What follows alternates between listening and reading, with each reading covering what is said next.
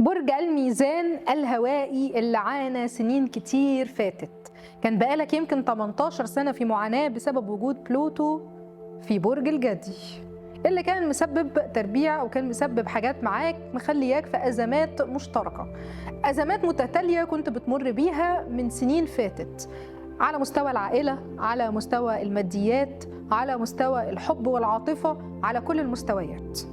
برج الميزان السنة دي سنة مختلفة، هي سنة التغيير زي ما بنقول عليها، سنة انقلاب الأحوال من حال إلى حال.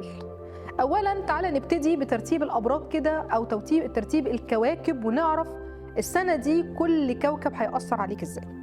لو احنا عندنا المريخ اللي موجود في بداية العام خالص في تراجع في برج الأسد حتى يوم 6 يناير، فده بيتسبب عندك انت في شويه تراجعات او بشويه حاجات ممكن تكون متعطله.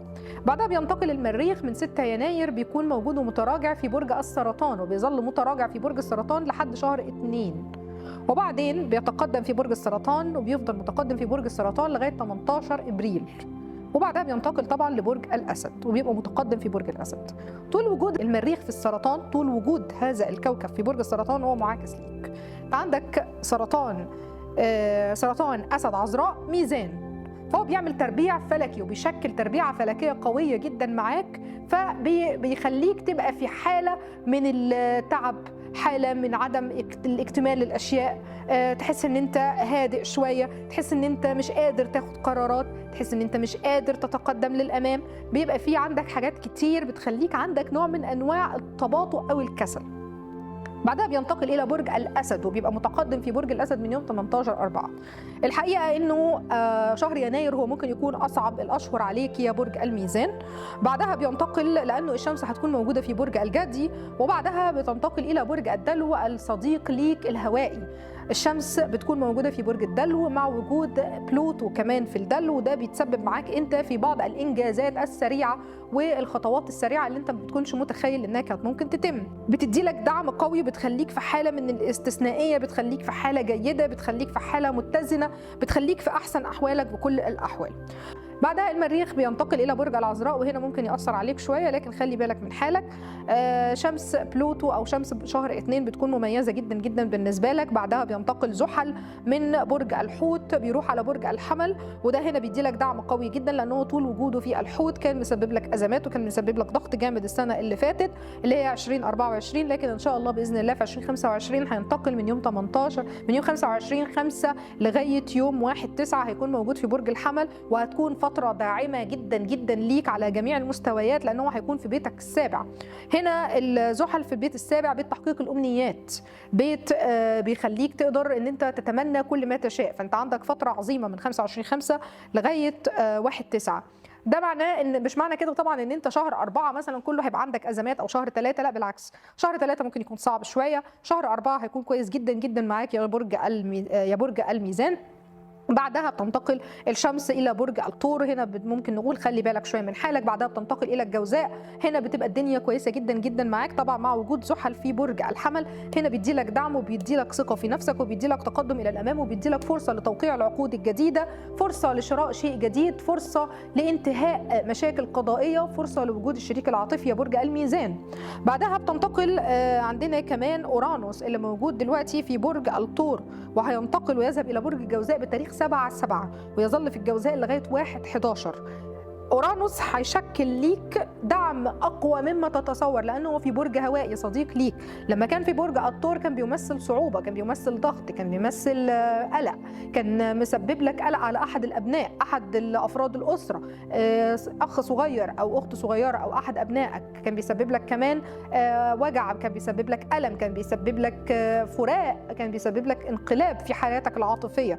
لكن الحقيقة أن أورانوس هنا بيدي لك دعم بمجرد دخوله في شهر 7 إلى برج الجوزاء، بيشكل لك دعم وبيفضل الدعم معاك لغاية شهر 11. بعدها نبتون موجود في برج الحوت من 2011، يسمى نبتون الموت لأنه هو كان نبتون الأسود، كان نبتون صعب جدا جدا معانا كلنا. بيفضل في برج الحوت وبينتقل من يوم 30/3 في برج الحمل، وهنا هيديلك دعم فوق ما تتصور يا برج الميزان.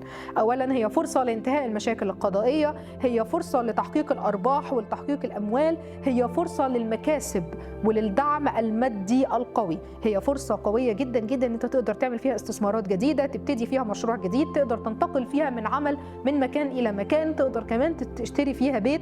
انت عندك السنة دي يا برج الميزان انتقال من بيت إلى بيت أو انتقال من محل سكن إلى محل سكن آخر، فرصة سفر مفتوحة ليك في هذه الأثناء. فأنت عندك الدنيا مفتوحة إن شاء الله بإذن الله من شهر 2 لغاية شهر 11.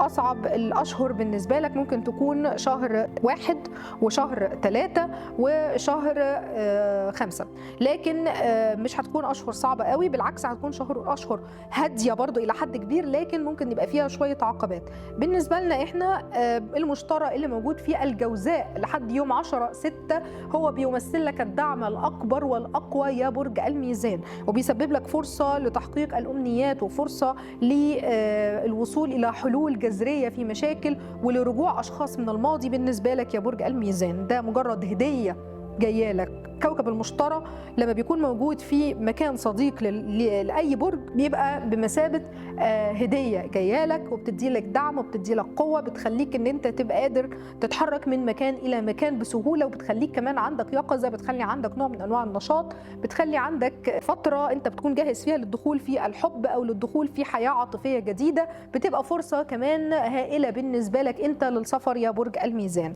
طبعا احنا مش عايزين ننسى انه تراجعات عطارد هتكون موجوده في برج القوس وكمان موجوده في برج الحمل.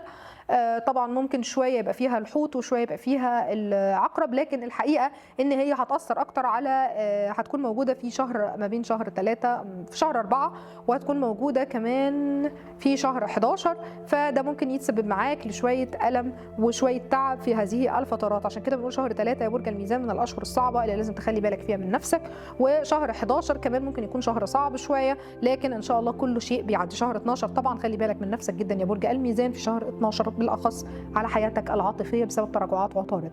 اما عن الخسوف والكسوف، فالخسوف والكسوف السنه دي موجودين في برج الحوت وموجودين كمان في برج القوس، فبرضه ده ممكن يسبب شوية مشاكل بالنسبة لك يا برج الميزان، خصوصا لو كان القوس بيتك الثالث، ميزان عقرب قوس، فهنا ده بيكون بيتك الثالث، بيت العلاقات. عشان كده بنقول انه في شهر 11 خلي بالك جدا جدا من علاقاتك العاطفيه، بلاش انفعال، بلاش اتخاذ القرارات المفاجئه، بلاش ان انت تنجرف وراء ارائك في انك انت تنفصل. ممكن جدا جدا بسبب الشكوك او بسبب بعض المشاكل العاطفيه او المنزليه على مستوى الشراكات عموما، مش لازم يكون الشراكه العاطفيه فقط، لكن الشراكه كمان الماديه او العمليه تتاثر وتحصل عندك مشاكل يا برج الميزان احنا في غنى عنها. فحاول ان انت تعدي الاشهر دي، شهر 3 شهر 4 شهر 3 شهر 8 شهر طبعا شهر 9 بالنسبه لك كمان وشهر 12. خلي بالك جدا وخليك راكز جدا جدا في امورك وخلي بالك من حياتك، لان انت كمان ممكن تكون معرض في هذه الاشهر لبعض المشاكل الصحيه، منها المشاكل في الرمد او المشاكل في العظام. فخلي بالك يا برج الميزان، ان شاء الله باذن الله تكون فتره وتعدي وتكون سنه قويه جدا جدا معاك، لان انت عندك فيها اشهر داعمه وكواكب داعمه على المستوى الأكبر من السنة لحد شهر 11. أنت في كل شهر عندك شوية كواكب بتدعمك وشوية طبعا قلق أو شوية معاكسات، ودي حاجة طبيعية، لكن السنة دي سنة التغيرات الجذرية، سنة المكاسب، سنة الحلول، سنة الانتهاء الأزمات. أتمنى لكم سنة سعيدة، سنة مليئة بالخير وبالبركة وبالسعادة، وكان معاكم سارة فودة خبيرة الفلك والطاقة والتاروت. سلام.